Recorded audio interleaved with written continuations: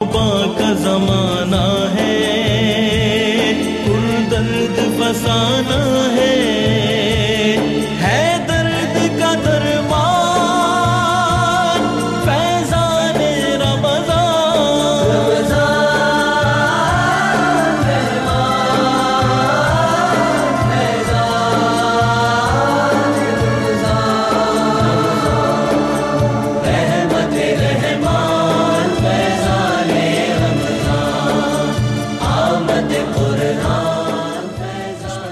الرحیم الحمدللہ رب العالمین والصلاة والسلام علی سید الانبیاء والمرسلین۔ ناظرین محترم السلام علیکم۔ آپ کا میزبان تسنیم احمد صابری رحمت سحر کے ساتھ حاضر خدمت ہے۔ رمضان المبارک کا یہ اسپیشل پروگرام آپ میرے ساتھ دیکھا کرتے ہیں روزانہ صبح 2 بجے سے انتہاء سحر تک، اور انشاءاللہ دیکھ سکیں گے انتہاء رمضان المبارک تک۔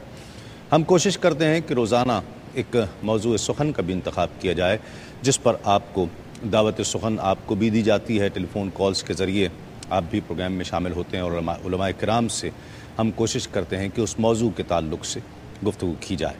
کل میں نے ذکر کیا تھا آج کا موضوع بہت ہی اہم ہے، بہت عمیق گفتگو اس پر ہوگی انشاءاللہ، نعت اور آداب نعت۔ اس میں بالخصوص نعت خوانی کو فوکس کیا جائے گا، اس لیے کہ نعت خوانی پاکستان ہو یا پاکستان سے باہر بے شمار ممالک، ہر ملک میں، ہر خطے میں آقا علیہ الصلوۃ والسلام کے ذکر کی محافل بہت کثرت کے ساتھ، اور اگر آج کے دور کو، اس دور کو عہد نعت کہا جائے تو یہ غلط نہیں ہوگا، مبالغہ نہیں ہوگا۔ میں یہ سمجھتا ہوں کہ اگر اسلام کو ایک عمارت تصور کر لیا جائے اور جس کے بہت سے دروازے ہیں جہاں سے لوگ جوک در جوک اس عمارت میں داخل ہو رہے ہیں، تو حضور نبی کریم صلی اللہ علیہ وآلہ وسلم کی نعت خوانی وہ اہم ترین دروازہ ہے اس عہد کا، کہ جس سے بالخصوص نوجوانوں کی ایک بہت بڑی کثیر تعداد جس میں سے داخل ہو رہی ہے۔ حضور نبی کریم صلی اللہ علیہ وآلہ وسلم کا نعت کا آغاز کہاں سے ہوا؟ یہ تو یقیناً قرآن مجید سے بھی ہمیں جس طرح ملتا ہے، تمام انبیاء اللہ کے حبیب کا تذکرہ کرتے آئے ہیں۔ اللہ رب العزت نے اپنے محبوب کا جس انداز میں ذکر کیا ہے، قرآن مجید میں کہیں آقا علیہ الصلوۃ والسلام کے کردار کی بات کی ہے، کہیں گفتار کی بات کی ہے، کہیں حسن سراپا کا ذکر کیا ہے، کہیں علم و کمال کی بات کی ہے۔ گویا ورفعنا لک ذکرک فرما کر ذکر مصطفیٰ صلی اللہ علیہ وآلہ وسلم کی بلندی کا ذکر کرتے ہوئے فرمایا کہ جس کا مفہوم ہے کہ اے محبوب، ہم نے آپ کا ذکر آپ کی خاطر بلند کر دیا ہے۔ دور رسالت میں آپ صلی اللہ علیہ وآلہ وسلم میں بہت، چونکہ وہ عربی فصاحت اور بلاغت کا دور تھا اور اشعار کی صورت میں گفتگو زیادہ ہوا کرتی، اور وہ لوگ تنقیص کرتے تھے آقا علیہ الصلوۃ والسلام کی اشعار کی صورت میں۔ جبریل امین نے مقابلتاً حضور نبی کریم صلی اللہ علیہ وآلہ وسلم کی نعت کہی، اور نعت کہی صحابہ کرام نے بھی یقیناً اس کا لطف لیا اور اس پر جوش اور عقیدت کا اظہار، محبت کا اظہار بھی کیا ہوگا، اور پھر آقا علیہ الصلوۃ والسلام نے دعا دی کہ جبریل امین کے ذریعے حسان کی مدد فرما۔ مختلف روایات میں مختلف صحابہ کی تعداد، لیکن یہ طے ہے کہ درجنوں کی تعداد میں صحابہ کرام اور صحابیات کہ جن کے تاریخ میں نعتیہ کلام آج بھی محفوظ ہیں، کہ جنہوں نے آقا علیہ الصلوۃ والسلام کی نعت کہی۔ نعت نے اپنی ارتقاء میں بہت سے ادوار کو طے کیا ہے، بہت سے ایسے ادوار کہ جہاں پر عربی زبان میں، فارسی زبان میں، پھر اردو زبان میں، اور جہاں جہاں علاقائی زبانوں میں کون سا ایسا علاقہ ہے، کون سی ایسی زبان ہے جس میں آقا علیہ الصلوۃ والسلام کی نعت نہ کہی گئی ہو، بلکہ نعت تو اس نے بھی کہی کہ جس کو بولنا بھی نہیں آتا، اشکوں کا رواں ہو جانا بھی آقا علیہ الصلوۃ والسلام کی نعت ہے۔ حضور کی یاد آ جائے، حضور نبی کریم صلی اللہ علیہ وآلہ وسلم کی بارگاہ میں اشک بہہ جائیں تو یہ بھی ایک نعت کی صورت ہے۔ قرآن مجید حکم دے رہا ہے، اور اس انداز سے حکم دے رہا ہے جس کا مفہوم ہے کہ بے شک اللہ اور اس کے فرشتے نبی صلی اللہ علیہ وآلہ وسلم پر درود بھیجتے ہیں، اور ایمان والوں کو مخاطب کیا جا رہا ہے کہ اے ایمان والو، تم بھی اپنے نبی صلی اللہ علیہ وآلہ وسلم پر درود و سلام کے نذرانے بھیجو۔ تو یہ درود و سلام کے نذرانے بھیجنا نعت کی صورت میں ہو، درود کی صورت میں ہو، یہ اللہ رب العزت کے حکم کی تعمیل ٹھہری۔ ہر دور میں اس تعمیل کے مختلف انداز رہے ہیں۔ ہم اس عہد میں دیکھتے ہیں آقا علیہ الصلوۃ والسلام کی نعت خوانی بڑے بڑے اجتماعات کی صورت میں، بڑے بڑے جلسوں کی صورت میں، بڑے بڑے اجتماعات کر کے سڑکوں پر، مساجد میں، محلوں میں، میدانوں میں، گھروں میں آقا علیہ الصلوۃ والسلام کا ذکر کیا جا رہا ہے اور عبادت تصور کر کے کیا جاتا ہے، جس میں پاکستان میں، پاکستان سے باہر جہاں محافل نعت ہوتی ہیں، ہم نے دیکھا ہے کہ وہاں پاکستان سے مشہور و معروف ثنا خوانوں کو دعوت دی جاتی ہے اور ہر ایک کی کوشش ہوتی ہے کہ میرے یہاں اچھے پڑھنے والے، جنہیں ہم پسند کرتے ہیں، جنہیں دنیا پسند کرتی ہے، وہ پڑھنے والے آئیں۔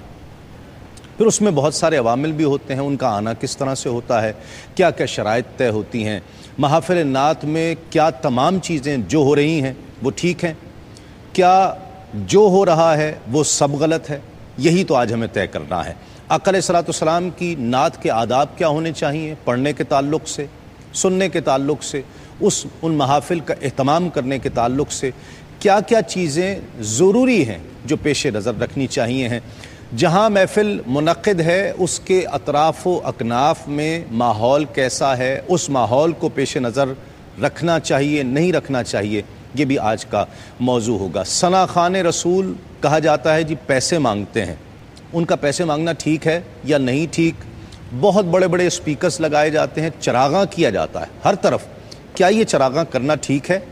کیا بہت بڑے بڑے اسپیکرز لگا کر اور تمام محلے میں بھی اور بہت دور دور تک اس نعت خوانی کی آواز کو پہنچانا جس سے کوئی شخص یہ کہہ سکتا ہے کہ میں اس سے ڈسٹرب ہو رہا ہوں، یہ ٹھیک ہے یا نہیں؟ اس پر انشاءاللہ علماء کرام سے گفتگو کریں گے۔ اور آج کا سوال نوٹ فرما لیجئے، قرآن مجید میں کل کتنی صورتیں ہیں؟ قرآن مجید میں کل کتنی صورتیں ہیں؟ 114، 115 یا 211؟ ان میں سے ایک جواب ٹھیک ہے، آپ کال کر کے کنٹرول روم میں اپنا جواب نوٹ فرما سکتے ہیں اور مقابلے میں شریک ہو سکتے ہیں۔ ہاشمی والوں کی جانب سے گفٹ ہیمپر پیش کیا جائے گا، جنون گارمنٹس والوں کی جانب سے آپ کی خدمت میں گفٹ ہیمپر پیش کیا جائے گا۔ ایک مختصر سے وقفے کے بعد جب ہم لوٹیں گے تو آج گفتگو کا انداز بالکل مختلف ہوگا کہ جس میں ہم نے ایسے ہی ثنا خوانوں کو بلایا ہے کہ جو نعت کی تحقیق کے حوالے سے کام کر رہے ہیں، علماء کرام ہوں گے، نعت کے حوالے سے گفتگو بھی ہوگی اور نعت بھی ہوگی۔ ایک مختصر سے وقفے کے بعد اس یقین کے ساتھ ہم لوٹ رہے ہیں کہ آپ کہیں نہیں جائیں گے۔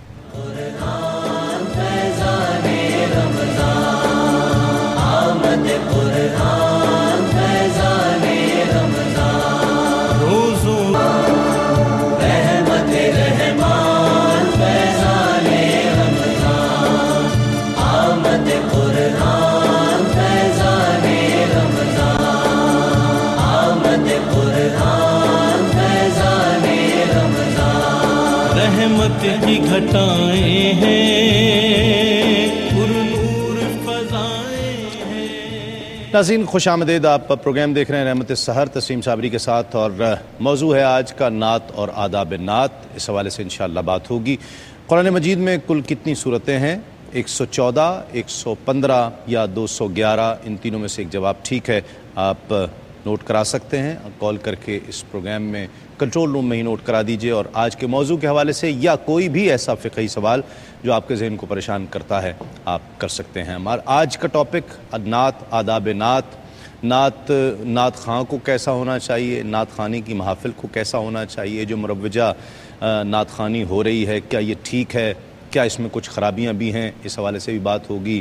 نعت خوانوں کا پیسے لینا، ڈیمانڈ کرنا، گانوں کی طرزوں پر پڑھنا، غیر معیاری کلام پڑھنا، ان تمام چیزوں پر آج انشاءاللہ ڈسکشن ہوگی۔ یہ وہ اعتراضات ہیں جو اکثر اس طبقے سے کیے جاتے ہیں جو یا تو نعت خوانی کو پسند کرتے ہیں یا کرتے ہوئے بھی کچھ اس طرح ظاہر کرتے ہیں کہ ہمارے نزدیک یہ چیزیں اس میں سے اگر نکال دی جائیں تو بالکل ٹھیک ہے۔ تو اس پر انشاءاللہ بات کریں گے۔ ہمارے ساتھ تشریف فرما ہے آپ کی بہت جانی پہچانی ہر دل عزیز محبوب شخصیت، بہت خوبصورت انداز گفتگو کی حامل شخصیت، اور اس پروگرام کی آپ مستقل رونق ہیں۔ آپ انہیں بہت پسند کرتے ہیں، ہم بہت پسند کرتے ہیں۔ علامہ مفتی محمد اکمل صاحب ہمارے ساتھ تشریف فرما ہیں۔ ان کو بھی خوش آمدید. لاہور داتا کی نگری سے تشریف لائے ہوئے ہماری دعوت پر آج ہی ہمیں انہوں نے جوائن کیا ہے. بہت ہی ممتاز عالم دین, بہت خوبصورت انداز گفتگو. آپ نعت کو شاعر بھی ہیں, تحقیق نگار بھی ہیں. نعت کے حوالے سے کئی تحقیقی اور تنقیدی مضامین بھی آپ کے شائع ہو چکے ہیں. علامہ محمد شہزاد مجددی صاحب ہمارے ساتھ تشریف فرما ہیں, آپ کو خوش آمدید. عالمی شہرت یافتہ ثنا خاں, ثنا گو, ممتاز تحقیق نگار, نعت کے حوالے سے ایک عرصے سے خدمات انجام دے رہے ہیں. نعت ریسرچ سینٹر کے آپ ڈائریکٹر بھی ہیں اور نعت رنگ کے نام سے ایک مجلہ پچھلے کئی سالوں سے آپ شائع کر رہے ہیں, اور ایک بہت محتاط اندازے کے مطابق سینکڑوں تحقیقی تنقیدی نعت کے تعلق سے مضامین ان کے یہاں شائع ہو چکے ہیں. سید صبی الدین صبی رحمانی صاحب ہمارے ساتھ تشریف فرما ہیں, انہیں بھی خوش آمدید کہتا ہوں. ایک اور لاہور داتا کی نگری سے تشریف لائے ہوئے بہت ہی ممتاز و محترم ثنا خاں, ثنا گو, تحقیق نگار. آپ بھی مدحت کے نام سے ایک رسالہ نکالتے ہیں اور آپ کے ہاں بھی تحقیق نعت کے تعلق سے بہت مفید کام ہو رہا ہے. جناب سرور حسین نقشبندی ہمارے ساتھ تشریف فرما ہیں, انہیں بھی خوش آمدید. السلام علیکم. سب مہمانوں کا بہت شکریہ آپ تشریف لائے, اور آج کا موضوع بھی ناظرین بہت ہی منفرد, انوکھا, اور آپ بھی متجسس ہوں گے کہ اس پر کب بات ہوگی اور کس طرح بات ہوگی. تو یقیناً اب بات ہوگی اور اسی طرح بات ہوگی. کلام شامل کرتے ہیں. سید صبی الدین صبی رحمانی صاحب ہمارے ساتھ تشریف فرما ہیں. آغاز کرتے ہیں پروگرام کا. بسم اللہ. ایک نعت کے کچھ بسم اللہ. رکھتے ہیں صرف اتنا, رکھتے ہیں صرف اتنا, نشاں ہم فقیر لوگ رکھتے ہیں صرف اتنا, رکھتے ہیں صرف اتنا, نشاں ہم فقیر لوگ, ذکر نبی جہاں ہے وہاں ہم فقیر لوگ, ذکر نبی جہاں ہے. لیتے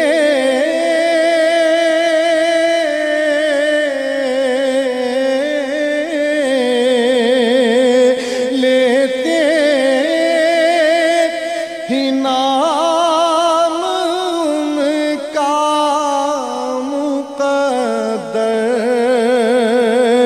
سور گئے, لیتے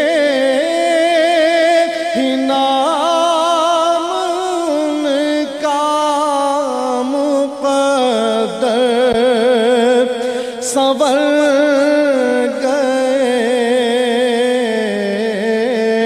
پہنچے ہیں پھر کہاں سے کہاں ہم فقیر لوگ, ذکر نبی جہاں ہے. آقا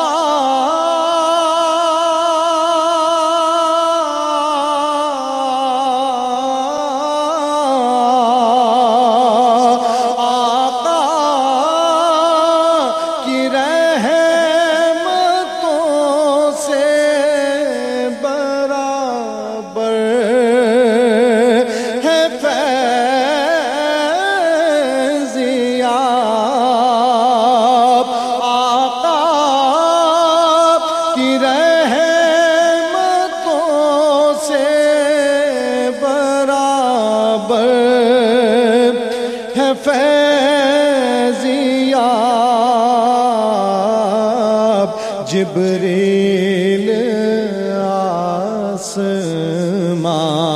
پہ، یہاں ہم فقیر لوگ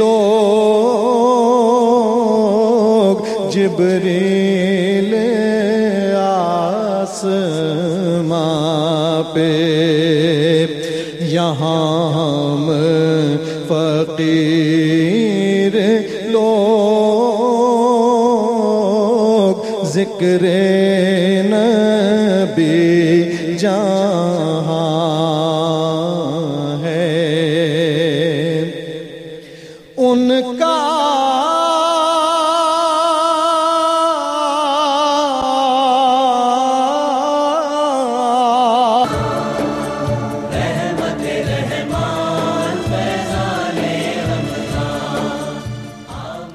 ناظرین خوش آمدید، آپ پروگرام دیکھ رہے ہیں رحمت سحر، تسیم صابری کے ساتھ۔ نعت اور آداب نعت کیا ہونے چاہیے، اس پر آج بات کریں گے۔ حمد، نعت، منقبت مطلب کیا ہے، اس کا معنی، لغوی معنی اور اصطلاحی معنی؟ اعوذ باللہ من الشیطان الرجیم، بسم اللہ الرحمن الرحیم۔ حمد کے لغوی اعتبار سے جو معنی ہے، یا جو اصطلاح میں ایک ہمارے علمی اصطلاح میں اس کے معنی مفہوم جاری و ساری ہوتے ہیں کہ کسی کی عطا کردہ نعمت پر اظہار تشکر کے طور پہ جو تعریفی کلمات ذکر کیے جاتے ہیں اس کو حمد سے تعبیر کرتے ہیں۔ لیکن اب ہمارے عرف میں اللہ تبارک و تعالیٰ کی تعریف کے لیے لفظ حمد استعمال ہوتا ہے۔ ایسے ہی نعت کا لغوی معنی وصف اور خوبی کے ہیں، لیکن اب ہمارے عرف میں نبی کریم صلی اللہ علیہ وسلم کی تعریف میں جو کلمات چاہے وہ نظم میں ہوں چاہے نثر میں ہوں انہیں نعت سے تعبیر کرتے ہیں۔ اور نبی کریم صلی اللہ علیہ وسلم انبیاء علیہ السلام کے علاوہ، بلکہ نبی کریم صلی اللہ علیہ وسلم کے علاوہ اگر دیگر انبیاء علیہ السلام کے لیے کوئی نعتیہ اشعار لکھ دیے جاتے ہیں یا صحابہ کرام اولیاء اعظام کے لیے، تو اسے منقبت سے تعبیر کرتے ہیں۔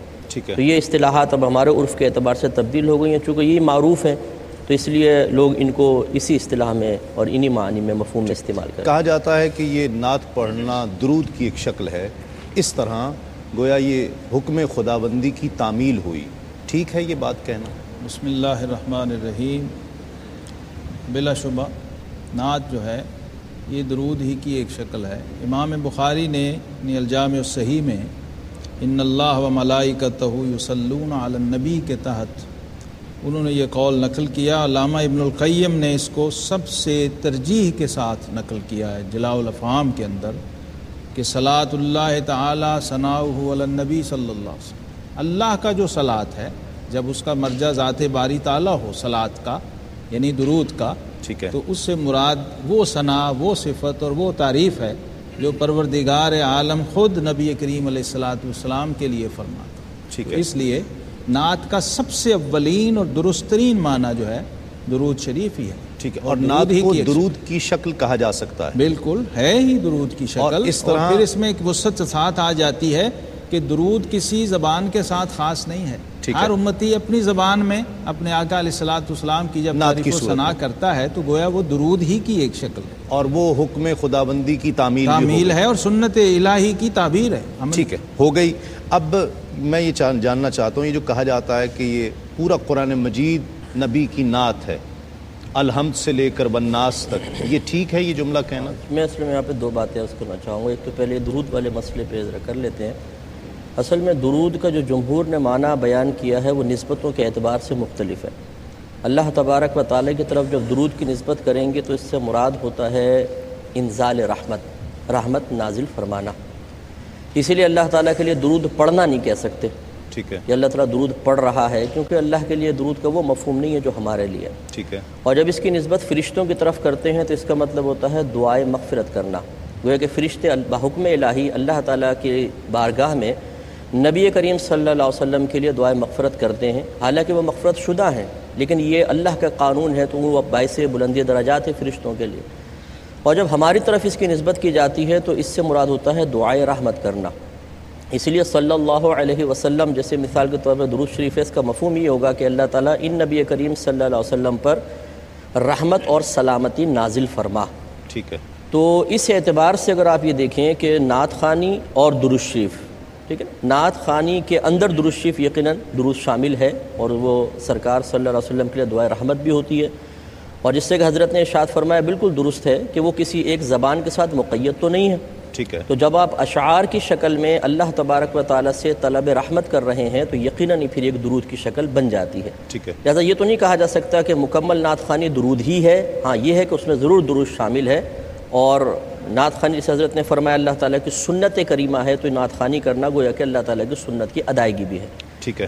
دوسرا یہ جو ہے، یہ جملہ بعض اکابرین نے ضرور اپنی کتب میں لکھا ہے کہ پورا قرآن نبی کریم صلی اللہ علیہ وسلم کی نعت ہے. ٹھیک. اب اس میں کلام ہے. اگر تو کہنا یہ مقصود ہے کہ ہر آیت صراحتاً نبی کریم صلی اللہ علیہ وسلم کی تعریف ہے، تو اس پہ تو ہم متفق نہیں ہیں. کیونکہ اگر فرعون اور موسیٰ علیہ السلام کے درمیان ایک مکالمہ ہو رہا ہے تو اس میں نبی کریم صلی اللہ علیہ وسلم کی تعریف کا تو کوئی پہلو ہے ہی نہیں. ٹھیک. اسی طرح مختلف شیاطین کا ذکر ہوا تو اس میں نبی کریم کی تعریف کا کوئی پہلو نہیں ہے. صراحت کی میں بات کر رہا ہوں. ٹھیک. اور اگر تعویلی اعتبار سے لے لیں کہ ہم ہر ایک کے اندر کچھ ایسا معنی مفہوم گہرائی اور دقت نظری کے ساتھ نکال سکتے ہیں کہ اس میں نبی کریم کی تعریف کا پہلو نکل آئے، اس میں کسی کا کلام نہیں. کہ 114 صورتیں اور تقریباً 6666 آیات میں تعویل کرنے کے بعد آپ اس کو نبی کریم صلی اللہ علیہ وسلم کی نعت قرار دے سکتے ہیں، لیکن صراحتاً ایسا نہیں ہے. لہٰذا بہتر یہ ہوگا کہ عوام الناس کے سامنے اس قسم کے اقوال بیان کرنے سے تھوڑا سا اجتناب کیا جائے کہ یہ وسوسے بہت زیادہ پیدا کرتے ہیں. ٹھیک. کہ شیطان کا ذکر ہے، جہنم کا ہے اور کفار کا ہے، تو یہ نبی کریم کی نعت کیسے ہوگی؟ وہ تو علم نہ ہونے کی وجہ سے ہے نا. کہ اگر آپ کی زبانی لوگ سنیں گے تو پھر کیوں اس پر اعتراض کریں گے؟ اصل میں زبانی بھی کوئی بھی عالم اگر فرعون اور موسیٰ علیہ السلام کے درمیان ایک مکالمہ ہو رہا ہے تو اس میں کہاں سے وہ تعویل نکال کے نبی کریم کی تعریف کا پہلو نکالے گا؟ چلیں اس پر بات کرتے ہیں. مزید ایک کالر شامل کرتے ہیں. السلام علیکم. جی اللہ کا شکر ہے. کون اور کہاں سے؟ میں عمر دراز بات کر رہا ہوں. سے دوسرے روزے سے ہم ٹرائی کر رہے ہیں آپ سے بات بنا رہے ہیں لیکن نہیں مل رہی. آج اس بات سے مل گئی الحمدللہ. جی عمر دراز صاحب کیا کہیے گا؟ پہلے تو صاحب علامہ تو میرا السلام علیکم. وعلیکم السلام. اور میرا دو سوال ہے، اس کے بعد میری وائف سے تھوڑی بات کیجیے گا. پہلا سوال یہ ہے کہ روزے کی حالت میں کیا میں خضاب لگا سکتے ہیں؟ ٹھیک ہے. اور دوسرا سوال یہ ہے کہ ہم لوگ پہلے رمضان میں گئے تھے عمرے پہ سعودیہ، تو میرا بھائی ہے اس نے پہلی جو درارے جب ہم طواف کیا نا، جب عمرے جب سڑک سے لگائے اس کے بعد مرغا پہ گئے تو پانی آتے زمزم میں سے حالت بہت خراب ہو گئی تھی، تو کرولی کرنے کے لیے پانی حلق سے نیچے چلا گیا بھائی کے آتے زمزم. ٹھیک ہے. تو وہ روزہ ٹوٹ گیا یا نہیں یہ بھی بتائیے گا. ٹھیک ہے. میری وائف سے بات. جی. ہیلو السلام علیکم. وعلیکم السلام. جی میری بہن کیسی ہیں آپ؟ ٹھیک ہیں الحمدللہ. جی اللہ کا شکر ہے. بہت شکریہ آپ نے کال کی. ایک مختصر سا وقفے کے بعد لوٹتے ہیں اس یقین کے ساتھ آپ کہیں نہیں جائیں گے. اس ماہ کی پہچان فیضان رمضان کی گھٹائیں ہیں، پر نور فضائیں ہیں، جنت کا سامان فیضان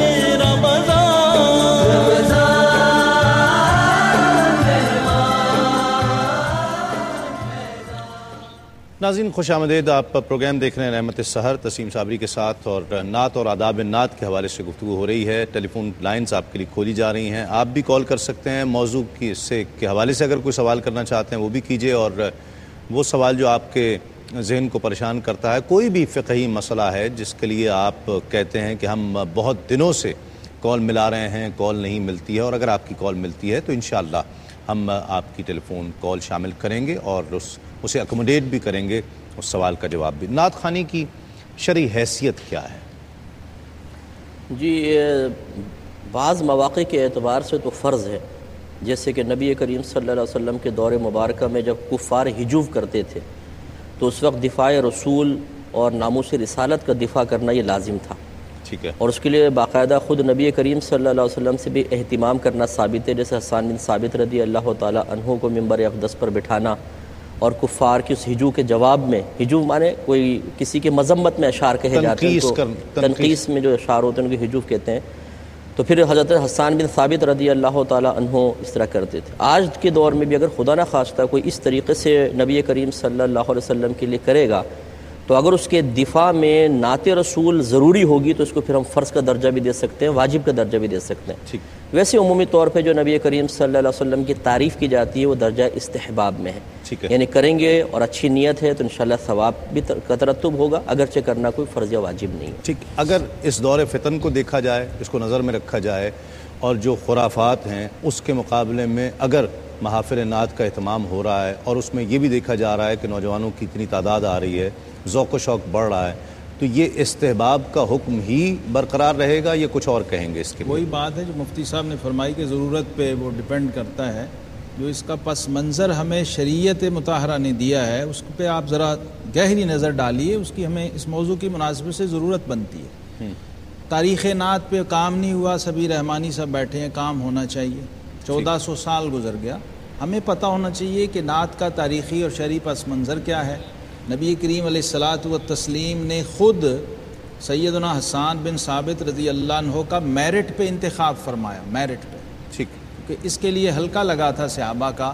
جب یہ خبر آئی کہ کفار نے حجب کی جسارت کی ہے, نبی کریم علیہ الصلاۃ والسلام کی شان میں تنقیص کی ہے اور آپ صلی اللہ علیہ وسلم کو ٹھیس پہنچی اس سے, کیونکہ عرب آپ جانتے ہیں اس وقت میڈیا شعر ہی تھا.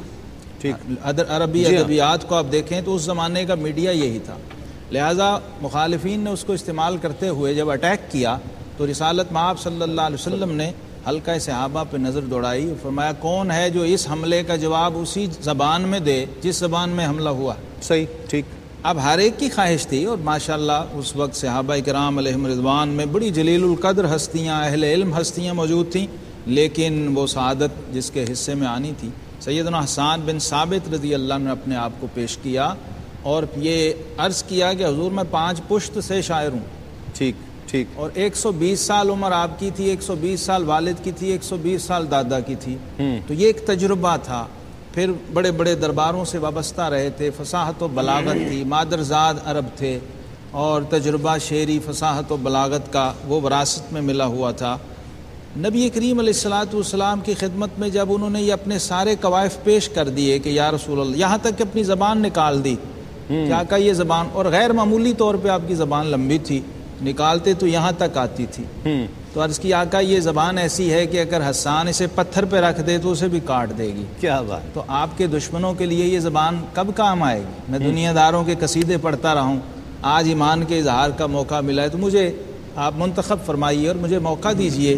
تو نبی رحمت صلی اللہ علیہ وسلم نے انتخاب حسان فرمانے کے بعد, قبولیت کے بعد فرمایا کہ حسان سب ٹھیک ہے, پھر بھی صدیق سے مشورہ کر لینا. کیا بات. کیونکہ صدیق اکبر انصاب العرب کے بڑے ماہر ہیں. تو جب سب کچھ کر چکو تو بھی اس لیے کہ جن سے ٹکر ہے وہ میرے ہم نسب ہیں, ہم قوم اور ہم قبیلہ ہیں.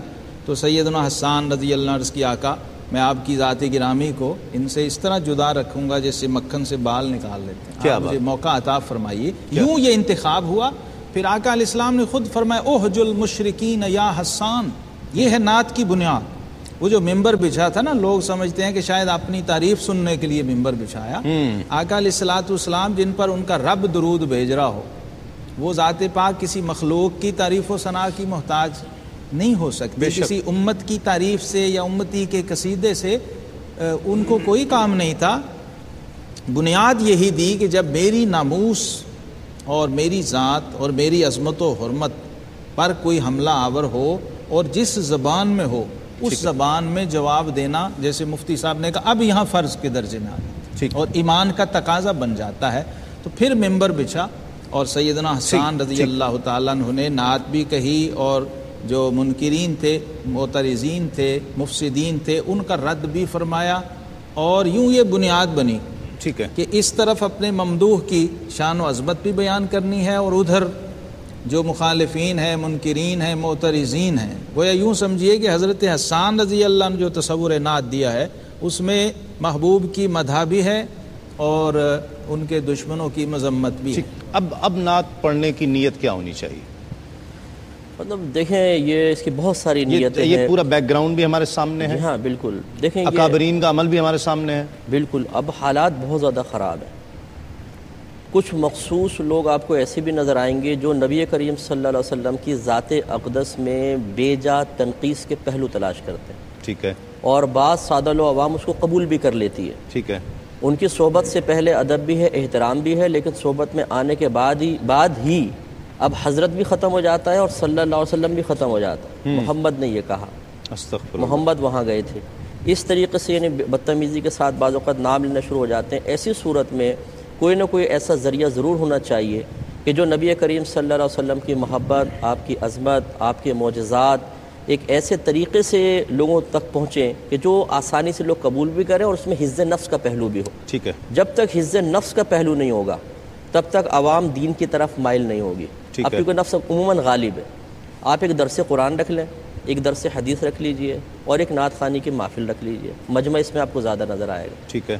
تو اب یہ نہیں ہے کہ خدا نہ خواستہ قرآن کی اہمیت ختم ہو گئی اور قرآن کو بندی کر دیا جائے درس قرآن کو، نہیں، لیکن اس مجمع کثیر سے فائدہ اٹھایا جائے. صحیح. تو ایک تو اس میں یہ نیت ہونی چاہیے کہ نبی کریم صلی اللہ علیہ وسلم کی محبت جو قلوب سے نکالی جا رہی ہے اس کو دوبارہ بحال کیا جائے. ٹھیک ہے. دوسرا، جب نبی کریم صلی اللہ علیہ وسلم کی ثنا بیان ہوگی تو جس کی بھی آپ تعریف سنتے ہیں، مدح سنتے ہیں، اس کی محبت دل میں پیدا ہوتی ہے. ٹھیک ہے. پہلے سے موجود ہے، اس میں اضافہ ہوتا ہے. ٹھیک ہے. کیونکہ نبی کریم صلی اللہ علیہ وسلم نے اپنی محبت کو تکمیل ایمان کا ذریعہ اور سبب قرار دیا ہے، تو گویا کہ یہ اس تکمیل ایمان کے سبب کی تکمیل کے سلسلے میں بے حد معاون چیز ہے.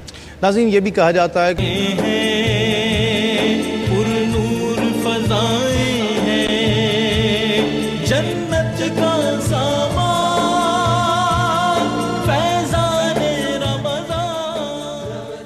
ناظرین خوش آمدید. آپ پروگرام دیکھ رہے ہیں رحمت سحر تسنیم صابری کے ساتھ نعت اور آداب نعت کے حوالے سے، اور اب ہم فوکس کریں گے نعت خوانی اور جو موجودہ دور کی نعت خوانی ہے بالخصوص اس پر. اور میں آپ کے وہ تمام سوالات علماء کرام سے کرنا چاہوں گا، وہ اعتراضات بھی کہ جو مخالفین نعت خوانی کی محافل کے مخالفین اٹھایا کرتے ہیں، میں کوشش کروں گا کہ علماء کرام سے وہ بھی پوچھوں تاکہ فیصلہ مبنی بر انصاف ہو کہ آپ تمام کے وہ تمام سوالات علماء کرام کی خدمت میں پیش کیے جائیں اور قرآن و حدیث اس بارے میں کیا کہتا ہے. کہیں اگر ہم غلطی پر ہیں، کہیں آپ غلطی پر ہیں، ہمیں تسلیم کرنا چاہیے، اور اس کے ساتھ ساتھ اگر کوئی چیز ہم ٹھیک ہیں اور مخالفین غلط اعتراض کر رہے ہیں تو یقیناً وہ بھی قرآن و حدیث کی روشنی میں سامنے آنا چاہیے. ایک کالر شامل کرتے ہیں. السلام علیکم. السلام علیکم. السلام علیکم. لائن میرے خیال ڈراپ ہو گئی. کہا جاتا ہے جی بہت پیسہ خرچ ہوتا ہے، سرمایہ خرچ ہوتا ہے، ضائع ہو جاتا ہے، یہ بچیوں کی شادی ہو سکتی تھی اس سے. تو صحیح بات ہے. آپ دیکھیے، یہ بات کہنے والے بالکل کہتے ہیں، بڑی معروف بات ہے، اور اس کی وجہ میں سمجھتا ہوں ان کہنے والوں سے پہلے جو کروانے والے ہیں ان سے بھی ذرا پوچھنا چاہیے کہ آپ یہ کیوں کروا رہے ہیں. میں جو سمجھا ہوں یہ سوال پیدا ہی اس لیے ہو رہا ہے کہ وہ تو صرف ایک ناقد ہے یا ایک ناظر ہے اور سوال کرنے والا ہے. جو نعت کی محفل سجانے والے ہیں، اہتمام کرنے والے، ذوق و شوق سے اور پھر پیسہ خوشی سے لگانے والے ہیں، ذرا ان سے پوچھئے کہ بھائی آپ کے مقاصد نعت کیا ہیں، یہ آپ نے محفل کیوں سجائی ہے. جب وہ اس میں اس کی مقصدیت تک پہنچ جائیں گے نا، سوال ختم ہو جائے گا، از خود ختم ہو جائے گا، اور وہ سوال کرنے والا جو ہے نا اسے کہیں اور جانا نہیں پڑے گا، اس محفل سے اس کو اس کا جواب ملے گا کہ بھائی یہ محفل اس لیے سجی ہوئی ہے. تو محض پیسے سے محفل نعت نہیں سجتی.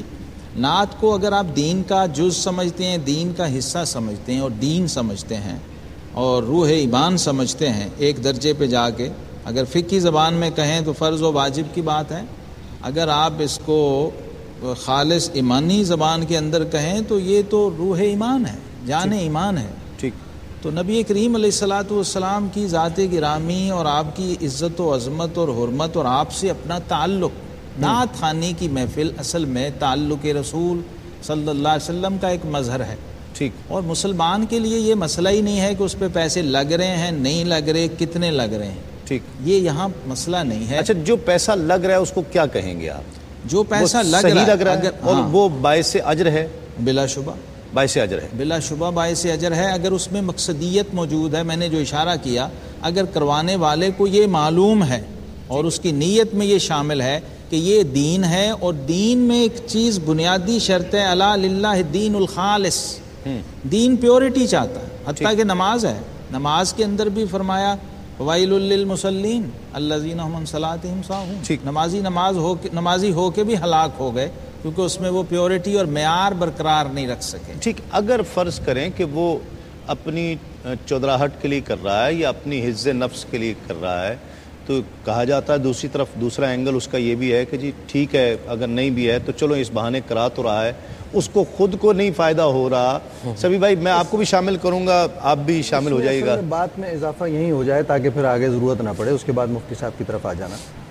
اس کا ایک بہت اہم پہلو یہ ہے کہ جو اس آدمی نے محفل نعت کرائی ہے، محفل نعت صرف کوئی سما کی چیز نہیں ہے، یہ تربیت اور تعلیم اور تعلم کا ایک سلسلہ ہے. ٹھیک ہے، یہ اسی محفل نعت میں بیٹھنے والوں کا دل نرم ہوتا ہے. نبی کریم صلی اللہ علیہ وسلم کے اسوہ حسنہ کو وہ لوگ جان سکتے ہیں، سمجھ سکتے ہیں اور وہی کار خیر کی طرف آگے بڑھتے ہیں. جو لوگ ان دینی محافل میں رہتے ہیں، کار خیر کا جذبہ بھی وہیں سے پیدا ہوتا ہے اور وہیں سے لے کر آتے ہیں.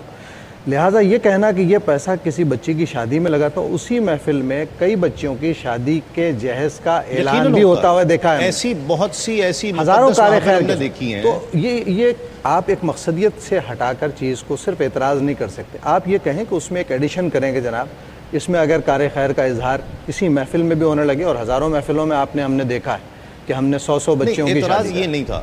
اعتراض تو یہ تھا کہ جو یہ چراغاں کیا جا رہا ہے اور یہ جو اتنا نعت خوانوں کو پیسہ دیا جا رہا ہے اور اتنا بڑا اسٹیج لگایا جا رہا ہے، یہ جو خرچہ پوسٹرز پر بینرز پر کیا جا رہا ہے یہ بھی بچیوں کی شادی کے لیے کرتے تھے. اعتراض یہ ہے. پھر تو زندگی میں ہر کام چھوڑ کے آپ یہی کہہ سکتے ہیں. بالکل، میں اعتراض یہی تھا جو میں پیش کرنا چاہ رہا ہوں. کیا کہتے ہیں مفتی صاحب؟ جی دیکھیے، بخاری شریف کی روایت ہے لِكُلِّ امْرِئٍ مَا نَوَىٰ، ہر شخص کے لیے وہی ہے جس نے اس کی نیت کی ہے.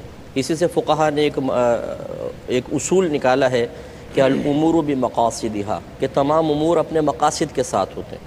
تو جیسے حضرت نے فرمایا کہ اس کے پیچھے کیا قصد و ارادہ کار فرما ہے، اور آپ نے اچھا دفاع کر لیا اس کا. خیر کہ اگر کوئی ریاکارانہ طور پہ کر رہے ہیں، تفاخر کے طور پہ بھی ہو رہی ہے، محفل میں جانا ہے نا، جی ہاں، اور مقابلے کے طور پر بھی ہے کہ فلاں نے اگر علاقے میں ایک نے یہ کرائی چودھری صاحب نے تو پھر یہ بٹ صاحب یہ کروائیں گے، یہ بھی ہوتا.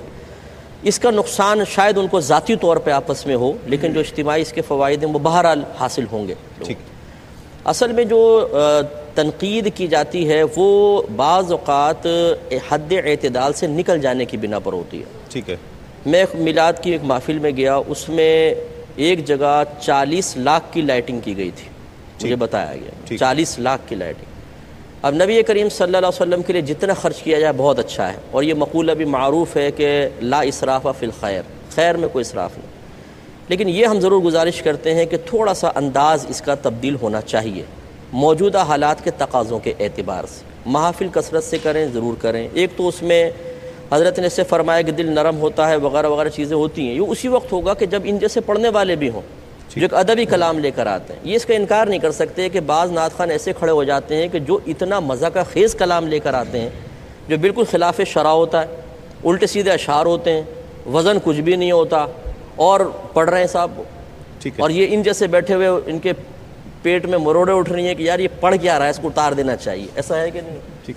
نہیں، ایک گزارش کروں، دیکھیں اس کے درمیان بھی تو کچھ ہے نا. میں عرض کر رہا ہوں، میں کوئی اس کا رد نہیں کر رہا ہوں، میں تو بڑا موافق ہوں، نعت خواہ مجھ سے بڑے خوش رہتے ہیں. میں ایک بات عرض کر رہا ہوں، مسئلہ یہ ہے کہ میں عرض کر رہا ہوں کہ دیکھیں ایک تو یہ کہ حد اعتدال میں اخراجات ہوں، وہ حد اعتدال سے آپ باہر نکلتے ہیں، اس میں تنقید کا موقع ملتا ہے. جب کوئی تنقید کرتا ہے تو اس تنقید کو قبول کرنے والے دو طرح کے افراد ہوتے ہیں. ایک آپ جیسے ہوتے ہیں، بولتے ہیں ہمیں پرواہ نہیں کرتے رہو تنقید. ایک ایسا ہوتا ہے جو فوری طور پہ اپنی باطنی کمزوری کی بنا پر اس تنقید کو قبول کر لیتا ہے، اور قبول کرنے کے بعد آپ سے دور ہو جائے گا. وہ نعت خوانی میں شرکت نہیں کرے گا، وہ نعت خوانی کو برا بھی کہے گا، نعت خوانوں کو برا کہے گا. تو ایسا کوئی قدم اٹھانا کہ جس کی بنا پر ایک عام سوچ رکھنے والا، دقت نظری نہ رکھنے والا گمراہ ہو سکتا ہو، اس پہ تھوڑا سا اعتدال قائم کر لیا جائے تو کوئی حرج نہیں ہے. ٹھیک ہے. دوسری بات یہ ہے کہ جیسے حضرت نے بیان فرمایا، مطلب اس میں اگر صرف رونے کا تاثر نہیں بھی ہے تو خوشی کا تاثر، جہاں جوش و خروش لوگوں میں حضور کی محبت کا جوش و خروش پیدا کرنا غرض ہو اور کلام معیاری ہو، بالکل، تو یہ بھی تو ممکن ہے نا. میں مزید عرض کروں گا کہ اس میں ایک کسی اچھے مستند عالم کا اصلاحی بیان بھی، بالکل ٹھیک ہے، تاکہ یہ اعتراض بھی ختم ہو جائے کہ یہ نعت خوانی ہوتی ہے ساری رات اور صبح فجر میں لوگ ہی نہیں ہوتے. ٹھیک. یہ تو جلسے جلوسوں میں بھی ہو سکتا ہے کہ عالم کا بیان ہے، اس کے اندر بھی ایسی ہوتا ہے کہ کون سا فجر کے اندر سارے لوگ مسجد میں آ جاتے ہیں. ٹھیک ہے. اس کا ہم انکار نہیں کر سکتے ہیں. اس میں ایک ایسا بیان بھی ہو جائے، اصلاحی بیان، اور بالکل پیک ٹائم میں ہو. یہ نہیں کہ وہ پہلے کروا دیں جب 25 آدمی بیٹھے تھے اور جب بڑا نعت خان آئے اور پبلک پوری ہے تو اس وقت صرف نعت خانی. یہ بھی ایک تھوڑا سا توجہ کرنے والی ضرورت ہے. دیکھیں یہ علماء ذہن بنائیں گے, اصلاح کریں گے تو بہت اچھے انداز سے لوگ جگ در جگ مزید آئیں گے. ٹھیک ہے, جو بدزن ہو کے پیچھے ہٹ گئے وہ بھی انشاءاللہ حسن زن قائم کر کے آئیں گے. اس میں فائدہ دین کا ہے. گانے کی طرز پر بہت اعتراض کیا جاتا ہے جی, گانے کی طرز پر پڑھتے ہیں. پہلے میں ذرا سرور بھائی کو شامل کر لوں. کوئی ایسا نعت خواں آپ نے دیکھا ہے جو گانے کی طرز پر نہ پڑھتا ہو؟ اصل میں اس میں بنیادی بات تو یہ ہے کہ موسیقی اتنی تخلیق ہو چکی ہے, آپ یہ سمجھیں کہ بالکل کوئی ایسی نعت, کوئی بہر ایسی بن گئی ہے جو بالکل کسی گانے سے متصل نہیں ہے, اس کے ساتھ جڑی ہوئی نہیں ہے. تو یہ بھی ایک مشکل بات ہے. لیکن بنیادی طور پہ جو آپ نے سوال کیا ہے, اس نیت سے کسی بہر کا انتخاب کرنا کہ جو معروف ہے ان دنوں میں, ٹھیک ہے, اور اس کو منتخب اس لیے کیا گیا ہے کہ یہ بہر سنی جا رہی ہے, معروف ہے, کوئی گانا مشہور ہو گیا ہے, اس میں صرف پڑھے جانے کی بات نہیں ہے, اس پہ جو لوگ لکھتے بھی ہیں ان کی طرف بھی توجہ ہونی چاہیے کہ نعت خان نے کسی لکھنے والے کو کہا کہ یہ بہر ہے اور اس پہ مجھے لکھ دیا جائے. ٹھیک ہے, تو پڑھنے والے کے ساتھ ساتھ ان لوگوں کی بھی ذمہ داری ہے جو فوری طور پہ اس کے اوپر لکھنے کے لیے تیار ہو جاتے ہیں اور لکھ بھی دیتے ہیں چند لمحوں میں, اور وہ بات پھر آگے نعت خان کے ذریعے آگے پہنچتی ہے. تو یہ میں سمجھتا ہوں کہ اس کے پیچھے بھی نیت کار فرما ہے. اعتراض گانے کی طرز پر ہونا چاہیے یا گانے کی طرز پر لکھ دینے پر ہو جانا چاہیے یا پڑھ دینے پر ہونا چاہیے؟ نہیں, سب سے پہلے میں یہ آپ سے عرض کر رہا ہوں, عوام کے سامنے تو گانے کی طرز ہے, جی ہاں, اس کے نزدیک یہ اہم نہیں ہے کہ یہ کتنے منٹ میں لکھی گئی, بہر پہلے آئی تھی, دھن پہلے آئی تھی یا کلام پہلے آیا تھا. سننے والے کی نظر میں تو یہ چیز اہم نہیں ہے. بالکل صحیح. میں یہ سمجھتا ہوں کہ جو نعت پڑھنے والا ہے, جب تک اس کو, جیسے مقصدیت کی بات ہو رہی تھی, جب تک اس کا مقصد واضح نہیں ہوگا, نعت پڑھنے کے لیے اپنی وہ نیت کی اصلاح نہیں کرے گا کس لیے وہ پڑھ رہا ہے, تب یہ تمام چیزیں جو ہیں وہ ساتھ ساتھ چلتی ہیں. وہ پھر گانے کی بہر کا انتخاب بھی نہیں کرے گا, گانے کی بہر پہ لکھوائے گا بھی نہیں. اس سے پہلے نعت کے ساتھ اس کی کامل وابستگی اور نعت کے حوالے سے ایک پورے تربیتی عمل سے گزرنا, یہ بنیادی ضرورت ہے, جس سے آج کل جو ہمارے نئے آنے والے ثنا خان ہیں وہ اس سے دور ہیں, اور اسی وجہ سے یہ بات آگے بڑھتی ہے. آپ بحیثیت فقیہ آپ کیا کہیں گے گانے کی طرز کو؟ میں ایک دفعہ یو کے میں بیان کرنے لگا تو ایک صاحب پہلے کھڑے ہو گئے, انہوں نے کہا مفتی صاحب سے 2 کویسچن کریں گے.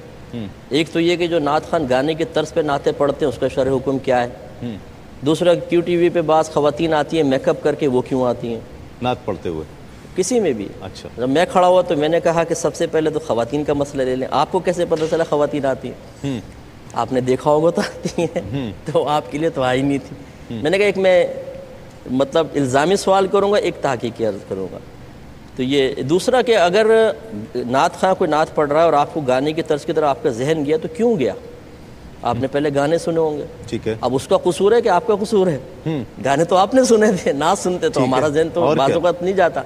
اچھا, یہ تو ایک الزامی مسئلہ. دوسری بات یہ ہے کہ دیکھیں یہ جو آپ کہہ رہے ہیں گانے کی طرز, فی نفسی طرز کوئی بری چیز نہیں ہے. ٹھیک ہے, اگر یہ گانے کے ساتھ ملی بری لگنے لگی, نعت کے ساتھ ملے تو اچھی ہونی چاہیے. ٹھیک ہے, لیکن پھر بھی لوگوں کی ایک ذہنی سطح اپنی ہوتی ہے اور وہ اس کو سننے کے بعد بعض اوقات خواہ مخواہ کی تنقید کرتے ہیں. ٹھیک, تو بہت سے اچھے جیسے سبھی بھائی ہیں ماشاءاللہ, میں ان کی نعتیں بہت ہی لائک کرتا ہوں, اپنی طرزیں بنا لیتے ہیں, خوبصورت طرز. اور نعت خانوں کے لیے کوئی بڑا پرابلم نہیں ہے, ان کو تو نزول ہوتا ہے آسمان سے. مفتی صاحب سب تو نہیں بنا سکتے نا. میں عرض کرتا ہوں.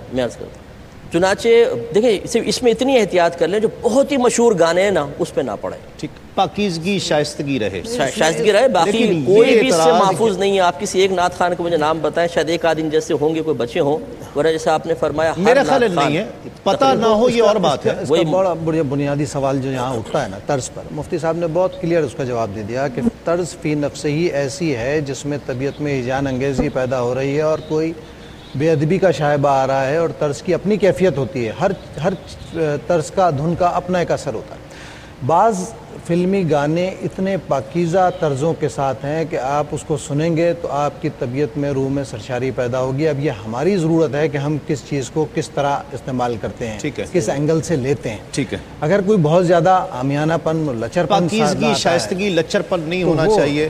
لیکن یہ اعتراض کہ ہمیں نعت سن کر گانا یاد آ جاتا ہے اس لیے کہ گانا پہلے سے موجود تھا تو نعت پڑھنے سننے میں وہ لطف نہیں آتا, تو اس صورت میں آپ کیا کریں گے کہ گانا نعت پہلے بنی، میں آپ کو 3-4 نعتیں گنوا سکتا ہوں جو نعتیں پہلے پڑھی گئیں، اور اس پر پھر اس طرز پر اور اس بحر پر اس ردیف پر گانے بنائے گئے. اب ان نعتوں کو، اور وہ گانے مشہور ہو جائیں تو کیا اب ان نعتوں کو پڑھنا چھوڑ دینا چاہیے کہ جو پہلے موجود تھیں؟ کیا کرنا چاہیے؟ ایک مختصر سے وقفے کے بعد لوٹتے ہیں اس یقین کے ساتھ آپ کہیں نہیں جائیں گے. روزوں کی بہاریں ہیں، خوشیوں کی قطاریں ہیں، اس ماہ کی پہچان فیضان رمضان.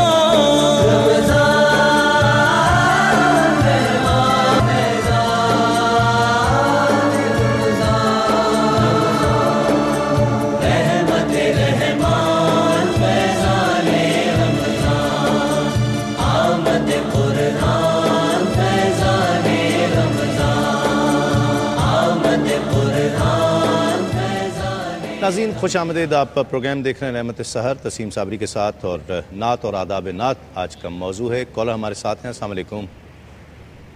السلام علیکم. وعلیکم السلام. جی کون صاحب اور کہاں سے بات کر رہے ہیں؟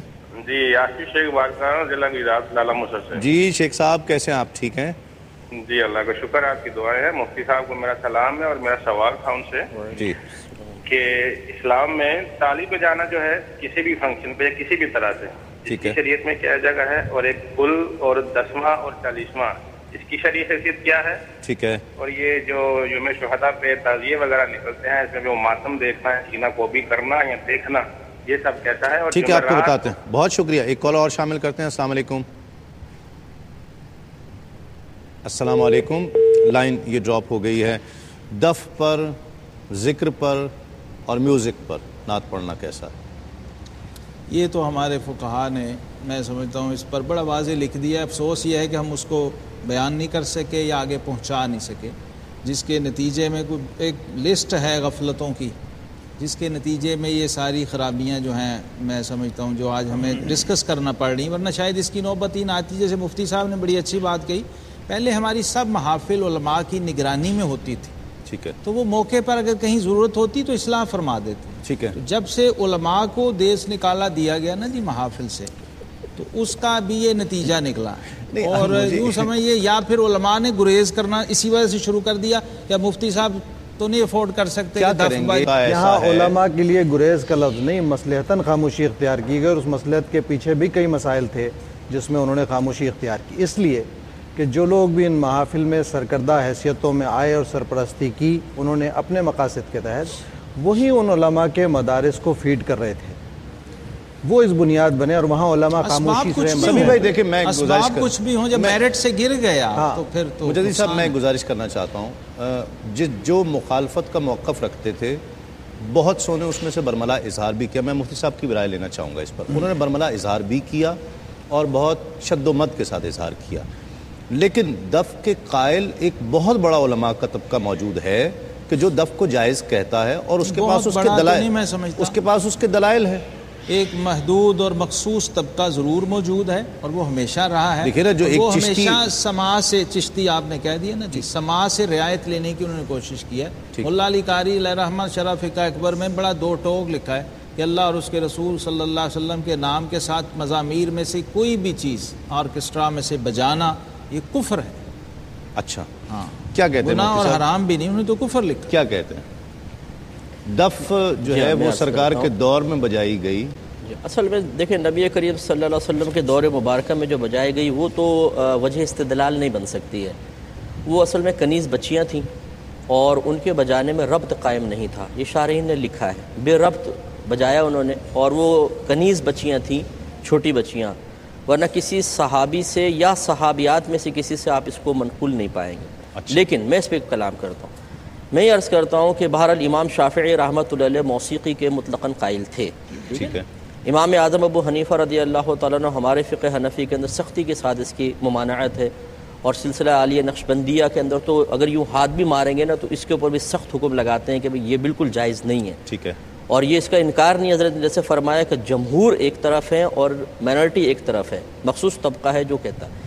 لیکن اس مخصوص طبقے میں جیسے آپ نے شاید فرمایا اس میں بھی علماء ہیں.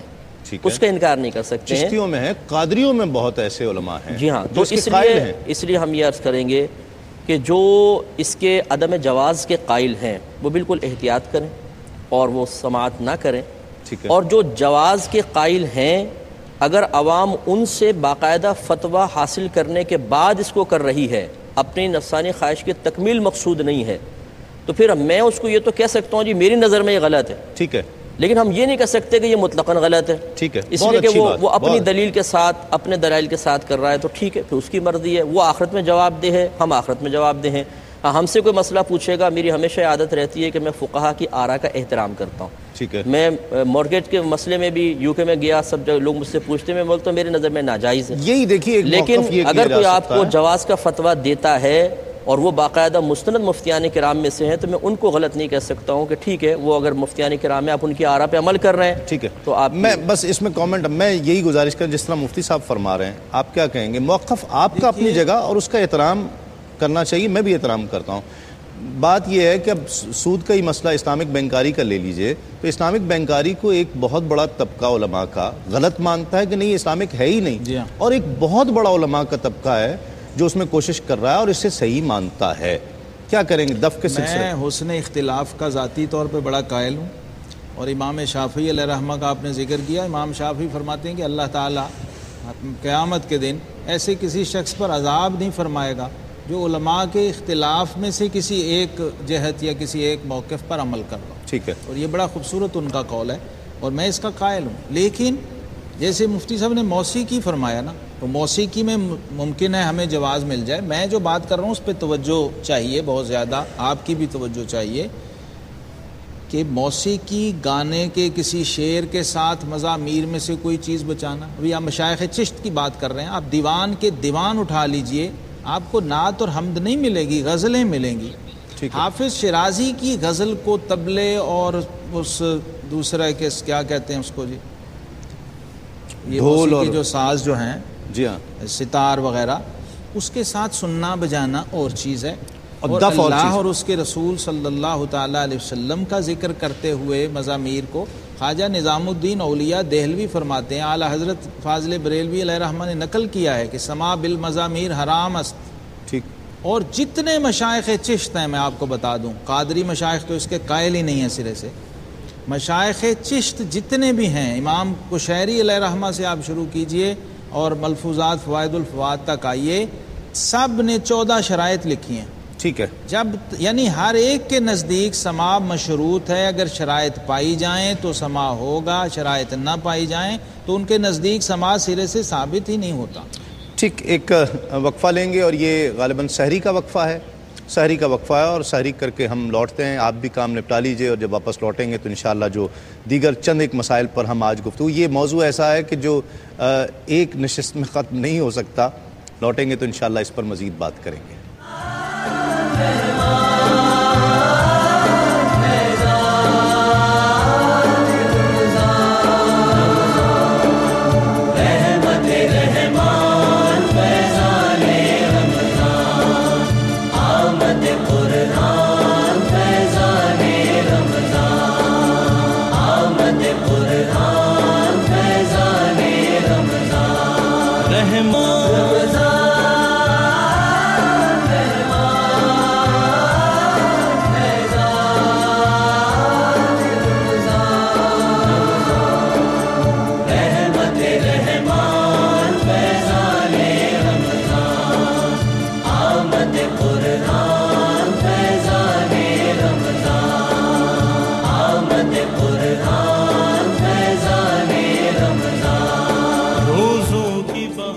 ناظرین خوش آمدید. آپ پروگرام دیکھ رہے ہیں رحمت سحر تسیم صابری کے ساتھ، اور نعت اور آداب نعت آج کا موضوع ہے. بہت ساری چیزیں گفتگو میں آئی ہیں، بہت ساری چیزیں مزید گفتگو کا حصہ ہونی ہیں. نعت خواں پیسے بھی لیتے ہیں، کیا کہنا چاہیے اس حوالے سے، اور نعت خوانی کے دوران نعت خواں پڑھ رہا ہو اس دوران پیسے لٹائے جاتے ہیں نعت خواں کے اوپر، اور اڑانے والے یہ کہتے ہیں کہ یہ ہم اس میں جھوم کر اپنی خوش ہو کر قیمتی چیز نعت خواں کو نظر کر رہے ہیں. اس سے پہلے گفتگو یہ بھی ہوئی کہ دف پر یا موسیقی پر نعت پڑھنے کے حوالے سے کیا کہیں گے، اور دونوں علماء کرام نے اپنا موقف بھی پیش کیا ہے، اور بہت سے علماء اس حوالے سے جواز کا فتویٰ بھی رکھتے ہیں، اور اس پر بہت یقیناً کتب بحث کے ساتھ بھری پڑی ہیں۔ جی کیا کہیے گا؟ میں عرض کر رہا ہوں کہ مشائخ چشت ہوں یا دف پر بات ہو رہی تھی یا نعت کے ساتھ دف کو آپ لیں نا جی، صرف سماع کو نہ لیں، کیونکہ سماع تو پہلے سے چلا آ رہا ہے، 1100 سال سے چلا آ رہا ہے، ایک روایت ہے، ٹھیک ہے، اور اس کے مختلف پہلو ہیں۔ آپ ایسی خانقاہیں ہمارے پاکستان کے اندر بھی موجود ہیں، سماع ہو رہا ہے بغیر مزامیر کے بھی اور مزامیر کے ساتھ بھی ہو رہا ہے، ٹھیک ہے، تو یہ روایت چلی آئی ہے۔ خواجہ غریب نواز سنا کرتے تھے، خواجہ غریب نواز سنا کرتے تھے، حضرت نظام الدین اولیاء سنا کرتے تھے، خواجہ نظام الدین اولیاء سنتے تھے، ان کے پیر و مرشد خواجہ فرید الدین مسعود گنج شکر، اور یہاں تک سنا کرتے تھے کہ حضرت محبوب الہی سے کہا کہ کچھ مانگو تو انہوں نے کہا استقامت چاہیے، تو آپ نے کہا اللہ تمہیں استقامت دے، لیکن کاش تم سما میں موت مانگتے۔ اب ان کے ہاں تو اس کا یہ درجہ ہے، اور قطب الدین مختار کاکی علیہ رحمہ کا تو یہ ہوا نا جی کہ کشتگان خنجر تسلیم را ہر زماز غیب جانے دیگرس، 3 دن قوال یہ تکرار کرتا رہا، اور آپ پر ایک کیفیت طاری رہی، اور اسی عالم میں پھر روح پرواز کر گئی۔ تو بعض بزرگوں کے ہاں اس کم و بیش عہد حاضر میں پیر میرے شاہ صاحب سنتے تھے، بالکل سنتے تھے، اور ان کے بعد والوں بھی بزرگوں میں جید اکابر علماء جنہوں نے سماع سنا ہے، بلکہ علماء اس طرف بھی گئے ہیں یہ جو ہم نعت سن رہے ہوتے ہیں یہ بھی سماع ہی کی ایک قسم ہے، لیکن اس میں مزامیر نہیں ہے، ٹھیک ہے، سماع کی کوئی نہ کوئی حیثیت تو نقشبندیوں میں بھی مل جائے گی آپ کو، ٹھیک، لیکن یہ ہے کہ اس میں مزامیر نہیں ہے۔ صحیح۔ نعت خواں پیسے لیتا ہے جی کیا؟ جی ہاں دیکھیں پیسے لینا تو کوئی اجازت دے تو ایک کالر شامل کروں۔ السلام علیکم۔ السلام علیکم۔ وعلیکم السلام، کون اور کہاں سے؟ تسنیم بھائی، میں آپ کا فین سید کریم بات کر رہا ہوں سعودی عرب القصیم سے۔ جی شاہ صاحب کیا کہیے گا؟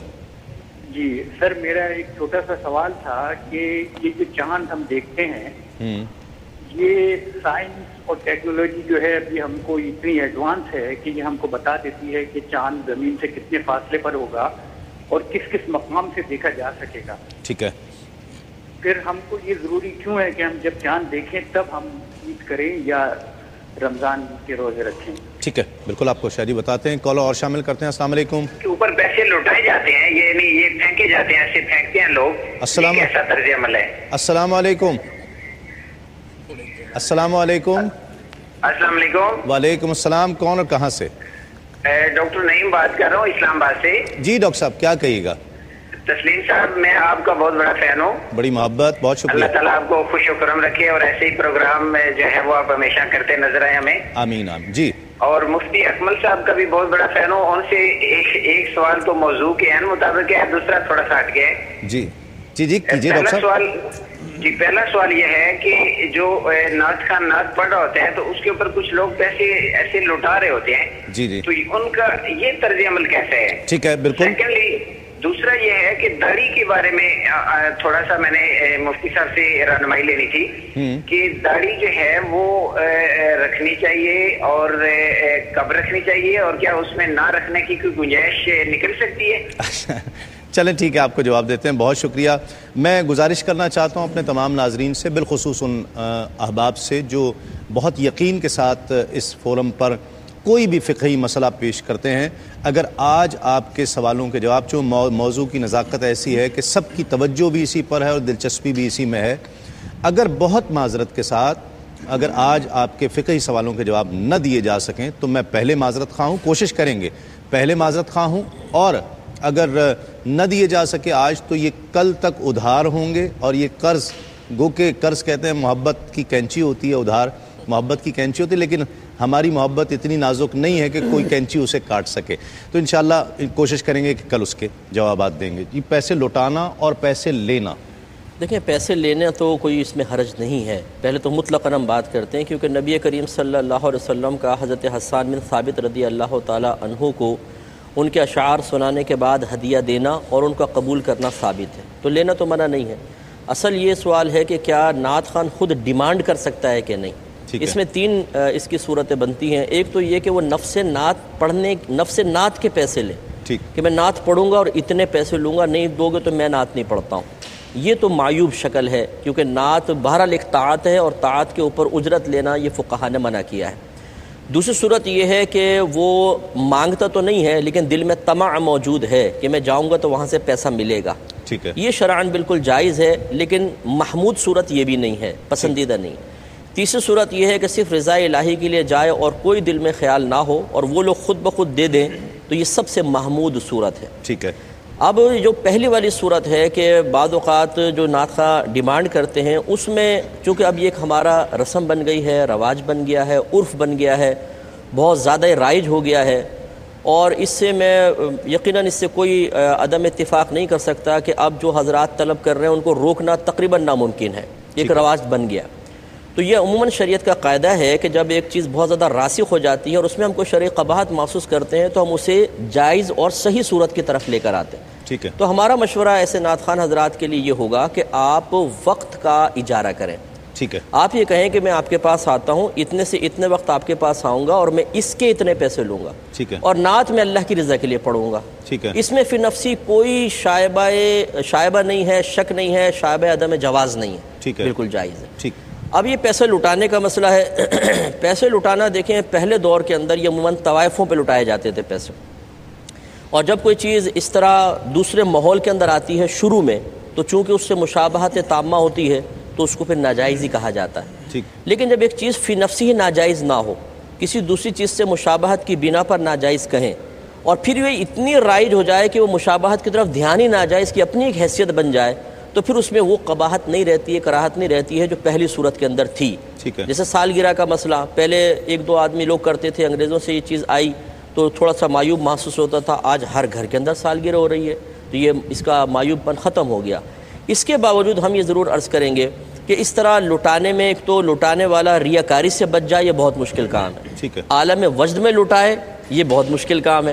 اچھا، اب دوسری بات یہ ہے کہ اس میں صورت حالت مجبوری کی بھی ہے۔ جی ہاں، چلیں وہ مجبوری کے لے لیں۔ اچھا، اس میں نے یہ بھی دیکھا ہے کہ نوٹ اٹھاتے ہیں نا، اس پہ نام محمد بھی لکھا ہوتا ہے یا کچھ اردو الفاظ ہوتے ہیں، اس پہ چڑھ جاتے ہیں لوگ پاؤں، یہ ایک بے ادبی کا عنصر ہے۔ اور اس میں ایک نعت خواں کے لیے میں سمجھتا ہوں کہ یہ مناسب نہیں ہے، آپ اس کی ضرور خدمت کریں اور بہت اچھے انداز سے خدمت کریں۔ ٹھیک ہے۔ یہی چیز آپ دینا چاہتے ہیں نا، آپ لٹائیں نہیں اس طرح بند کر کے۔ ایسا بھی اب ممکن نہیں رہا، کیونکہ وہ کہتا ہے کہ جی یہ میں تو ایک طرف سے جا رہے ہیں نا، وہ باقی تو جتنے مہمان آئے ہیں وہ دینا چاہ رہے ہیں، وہ کیا کریں؟ مطلب دیکھیں یہ بھی رائج ہے، آپ دیکھیے کہ آ کے جو قریب کوئی عالم وغیرہ بیٹھے ہوتے ہیں ان کے ہاتھ میں دیا، وہاں سے وہ رکھ دیتے ہیں، یہ تو رائج ہے، اس میں کوئی ایسا مسئلہ نہیں ہے کہ یہ کوئی بہت ہی مشکل کام ہو۔ یہ تھوڑا سا مجلسی تربیت کا مسئلہ ہے۔ ہمارے ہاں بزرگوں نے جتنی مجالس کا انعقاد کیا اور اس میں جو نظر پیش کرنا، نظر ایک بہت مؤدب چیز ہے، اس کو ادب سے ہی پیش کرنا ہر صورت میں لازم۔ محفل میں ایک مرکزیت ہوتی ہے محفل کی صدارت کرنے والے کسی بزرگ یا عالم دین کی جو وہاں موجود ہوتا ہے، اور شروع سے ہمارے بزرگوں نے یہی طریقہ رائج رکھا کہ محفل کا مرکزی نقطہ وہ ہوتا ہے، وہ شخص ہوتا ہے، اور مرکزی حیثیت میں اس کا موجود ہونا یہ بتاتا ہے کہ محفل اس کے گرد و پیش میں اس کے نظام سے کے مطابق چلے گی۔ لہٰذا ہم نظر جو پیش کی جاتی تھی اب سے پہلے اور آج بھی سما کی محفلوں میں یہ مرکزیت قائم ہے، لیکن محافل نعت میں ہجوم کے باعث، بہت بڑے بڑے اجتماعات کے باعث بعض اوقات یہ مشکل ہو جاتا ہے، اور اسٹیج اتنے بلند بننے لگے ہیں کہ لوگ صاحب سجادہ تک نہیں پہنچ پاتے، لہٰذا وہ اسٹیج کی بلندی کی وجہ سے بھی بعض اوقات ہاتھ بڑھا کر نوٹوں کو اس طرح وارتے ہیں کہ وہ ایک لٹانے کی۔ تو بدگمانی نہیں کرنی چاہیے، ادب کی تلقین بہت ضروری ہے، اس میں منتظمین کا بھی کام ہے کہ وہ نظر پیش کرنے والے کے بدگمانی کا مسئلہ نہیں ہے کہ یہ نہیں کہہ رہے کہ جو اس طرح پھینک رہا ہوگا وہ ضرور ریاکاری کر رہا ہے، میں نے کہا ریاکاری کا شبہ ہے اس میں صرف یہ ہے کہ منتظمین ایک ایسا راستہ ضرور بنائے اگر کوئی نظر پیش ایسا کوئی فعل کہ جس سے عام طبقہ دیکھ کر بدگمان ہو رہا ہو، قلبی غیبت یا زبانی غیبت میں مبتلا ہو رہا ہو، فقہا نے واضح طور پہ لکھا ہے کہ اس فعل سے اجتناب ضروری ہے۔ ایک گزارش یہ ہے، پھر بھی اس کے ایک نرم گوشی کی طرف لا رہا ہوں کیونکہ اتنا رائج ہو چکا ہے یہ کہ اس کو روکنا تھوڑا مشکل ہے، تو اس کو صحیح طرز کی طرف لے کر عام طور پر جو کہا جاتا ہے جی یہ تو طوائفوں پر اڑایا جاتا ہے، یہ ماحول اچھا نہیں ہے، یہ وجہ اگر اکثر 90% لوگوں کے ذہن میں یہ وجہ ہے، اگر یہ وجہ ہے تو پھر تو ٹھیک نہیں ہے نا۔ جی ہاں بالکل، اگر یہ وجہ ہے، صرف یہی وجہ ہے نا کہ یہ اگر یہ وجہ واقعی ہو، اس طرح لٹایا جائے، کہ مشابہت اس طرف ذہن اگر لوگ اس وجہ سے منع کرتے ہوں کہ بھئی یہ وجہ ہے تو یہ نہیں کرنا چاہیے، مشابہت ہوتی ہے، اس کے لیے تو آپ منع فرما چکے ہیں. یہ مشابہت بہت زیادہ رائج ہو چکا ہے، اس طرف ذہن عموماً تبادر ذہنی نہیں ہوتا ہے. لیکن میں نے وہی بات عرض کی ہے کہ اگر ایک چیز سے کچھ لوگ بدگمان ہو رہے ہیں، بدظن ہو رہے ہیں، قلبی غیبت میں مبتلا ہو رہے ہیں، اور ہم اس کا متبادل ایک اور طریقہ بھی اختیار کر سکتے ہیں. بالکل وہ پیسہ جتنا دینا چاہتے ہیں ضرور دیں، اللہ کی رضا کی خاطر دیں گے، ان کے لیے باعث بلندی درجات ہیں. تھوڑا سا انداز کو درست کر لیا. ناظرین ایک مختصر سا وقفے کے بعد لوٹیں گے اور مزید اس پر کچھ گفتگو کریں گے، اس یقین کے ساتھ آپ کہیں نہیں جائیں گے.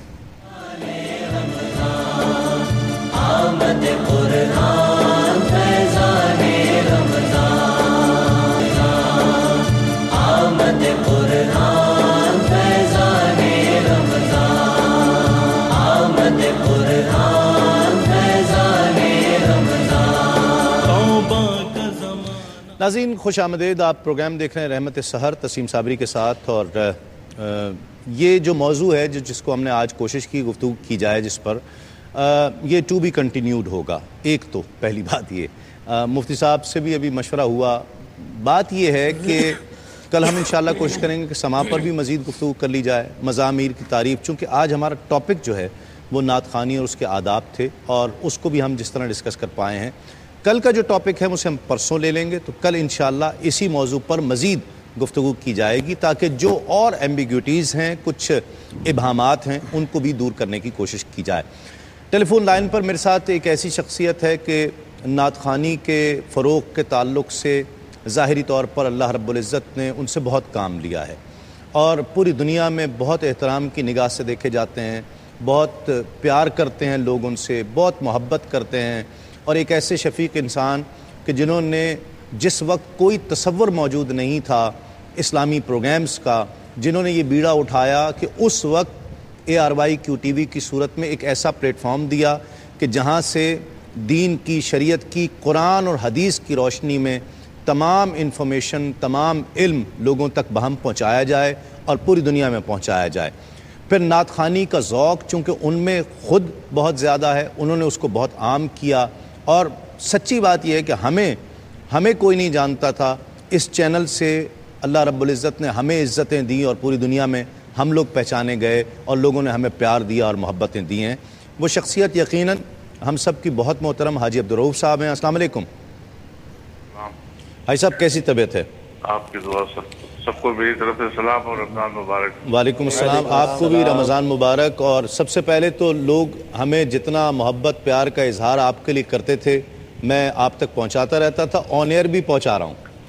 جی بڑی مہربانی، محبت ہے آپ کی. جی اچھا، نعت خوانی کے حوالے سے جو ہم بات کر رہے تھے اور اس میں بہت ساری چیزیں آئیں، ہم نے کوشش کی ہے یہ مشورہ کر کے کہ اس کو کل بھی مزید اس کو جاری رکھیں گے اس موضوع کو، تاکہ اس پر مزید جو لوگوں کے ابہامات، جس طرح میں ای میلز آ رہی ہیں، SMS آ رہے ہیں، کالز آ رہی ہیں، اس کو مزید اس گفتگو کو بڑھا دیا جائے تاکہ جو چیزیں رہ گئی ہیں اس پر بھی بات کی جائے. آپ کا ذوق اور شوق QTV پر دیکھا اور پوری دنیا تک پہنچا، اس حوالے سے کیا کہیں گے آپ؟ اصل میں مجھے تھوڑا سا اختلاف اس بات کے، جو محفلیں میں جانا ہوا ہے نا، وہاں جو پیسے اڑانے والا جو مسئلہ ہے نا، جی وہ مسئلہ جو ہے نا ذرا کچھ سمجھ سے باہر ہوتا ہے. جی کیونکہ یہ سارے معاملات ادب کے ہیں. جی، اور دین میں سب سے پہلے ادب ہی ہے. بے شک بے شک. اور اس کے بعد محبت آتی ہے. صحیح. تو ادب کے معاملے میں جہاں جو گدی پہ بیٹھا ہوا ہوتا ہے یا جو نعت خواں ہوتا ہے، اس کی ذمہ داری ہے کہ وہ اگر اس طرح کی کوئی حرکات ہوتی ہے تو وہ رکوائے اس کو. جی ہاں. نہ کہ اس کو جو نا وہ، اور یہاں میں نے دیکھا بڑی شان و شوکت سے جو نا نوٹیں اڑائی جاتی ہیں، اور جب کبھی میری اکثر محفلوں میں ہوا تو یہ اٹھ کے مجھے جانا پڑتا ہے. جی، یہ قابو میں نہیں آتے، لیکن یہ ذمہ داری ہے کیونکہ یہ ادب کا سارا معاملہ ہے. بے شک بے شک.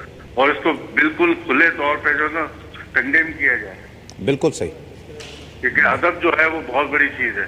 ٹھیک. اور دینا ہے تو ادب سے پیش کریں. ادب سے دیں آپ. جی. وہ جس کے نام پہ آپ دے رہے ہیں، جی، اس پہ ہماری ساری جان و دل سب قربان ہے.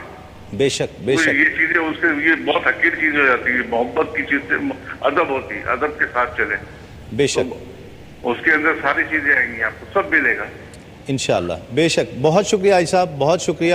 آپ ٹیلی فون لائن اتنا ٹائم ٹائم دیا مجھے، بڑی مہربانی ہے، آپ کی دعاؤں میں خاص یاد. نہیں آپ کی محبت ہے، بلکہ ہم تو زمانے سے چاہتے تھے اور جب آپ سے کہتے بھی تھے تب بھی آپ ٹیلی فون لائن پر نہیں آتے. یہ بھی حاجی صاحب کی نعت سے خاص محبت کا معاملہ ہے کہ ہماری ریکویسٹ پر وہ ٹیلی فون لائن پر آئے، اور بہت سے لوگ یقیناً حاجی صاحب کا موقف سن کر انہیں خوشی بھی ہوئی ہوگی کہ جس شخصیت سے وہ اتنا پیار کرتے ہیں، ان کے گھر گھر تک دین کی تعلیمات آپ نے پہنچانے کا اللہ تعالیٰ نے آپ کو ذریعہ بنایا ہے، اور نعت خوانی کا ذوق اور شوق اس چینل کے ذریعے پوری دنیا میں پہنچا ہے.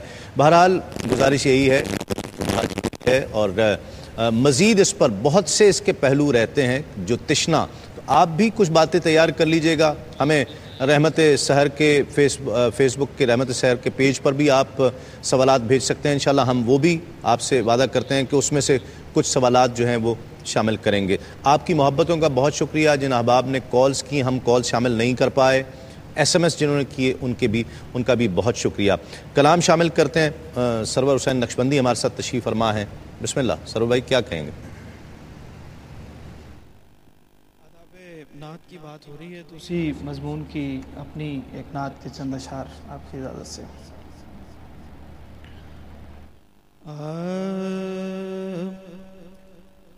خوشبو حریم جام میں بساتی ہے ان کی نعت.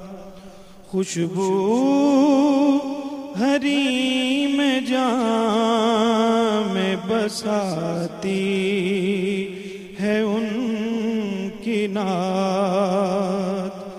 منظر نئی رتوں کے دکھاتی ہے ان کی نعت. رہتی ہے صبح و شام حضوری کی جستجو. اس جستجو کو اور بڑھاتی ہے ان کی نعت. اس جستجو کو اور بڑھاتی ہے ان کی نعت. کرتی ہے پہلے فکر کو آداب آشنا. کرتی ہے پہلے فکر کو آداب آشنا. پھر ان کی بارگاہ میں لاتی ہے ان کی نعت. پھر ان کی بارگاہ میں لاتی ہے ان کی نعت. پاتا ہوں خود کو میں در اقدس کے سامنے. پاتا ہوں خود کو میں در اقدس کے سامنے. پچھلے پہر جب آ کے جگاتی ہے ان کی نعت. پچھلے پہر جب آ کے جگاتی ہے ان کی نعت. محفل میں ان کی اس لیے مہکے ہوئے ہیں ہم. سرور دلوں میں پھول کھلاتی ہے ان کی نعت، سرور دلوں میں پھول کھلاتی ہے ان کی نعت، منظر نئی رتوں کے دکھاتی ہے ان کی نعت۔ ماشاءاللہ، بہت شکریہ۔ ناظرین کرام، آج کا سوال تھا قرآن مجید میں کل کتنی صورتیں ہیں؟ 114، 115 یا 211؟ صحیح جواب ہے 114 صورتیں، اور مفتی صاحب نے کسی موقع پر یہ ذکر کر بھی دیا تھا کہ 114 صورتوں کا ذکر آ بھی گیا تھا۔ بہرحال بہت سارے صحیح جوابات ہمیں موصول ہوئے ہیں، اور جو قرآن اندازی کے ذریعے جو ونرز قرار پائے ہیں، افضل صاحب ہیں کراچی سے۔ السلام علیکم۔ السلام تسلیم بھائی، کیسے ہیں؟ اللہ کا شکر ہے۔ افضل صاحب، آپ کو بہت مبارک ہو۔ جی، آپ کو بھی بہت بہت مبارک ہو۔ چلیں، بہت شکریہ، بڑی محبت۔ اور دوسرے ونر ہیں عامر صاحب، یہ بھی کراچی سے ہیں۔ السلام علیکم۔ وعلیکم السلام۔ عامر صاحب، بہت مبارک ہو آپ کو بھی، خیر مبارک، اور انشاءاللہ آپ کو کچھ دنوں میں گفٹ پہنچ جائیں گے۔ بہت شکریہ، بہت شکریہ۔ ناظرین کرام، کراچی اور اس کے مضافات میں اذان فجر کا وقت بہت قریب ہے۔ اذان فجر کے وقفے کے بعد آپ سے ایک مرتبہ پھر ملاقات ہوگی۔ یاد رہے کہ جو کل کا ٹاپک ہے وہ آثار قیامت ہے، تو ہم کل آثار قیامت کے ٹاپک کو مؤخر کرتے ہوئے اس پر پرسوں انشاءاللہ گفتگو کریں گے، اور کل ہماری اسی ٹاپک پر مزید گفتگو ہوگی جو اس کے پہلو رہ گئے ہیں، اور سما پر بھی گفتگو ہوگی، قوالی پر بھی گفتگو ہوگی، تو انشاءاللہ اس پر بھی بہت تفصیل کے ساتھ گفتگو کریں گے، اور نعت خوانی کے جو کئی پہلو رہ گئے ہیں اس پر بھی گفتگو ہوگی، اور اذان فجر کے وقفے کے بعد آپ سے ایک مرتبہ پھر ملاقات ہوتی ہے۔ آمد قرآن فیضان رمضان، آمد قرآن فیضان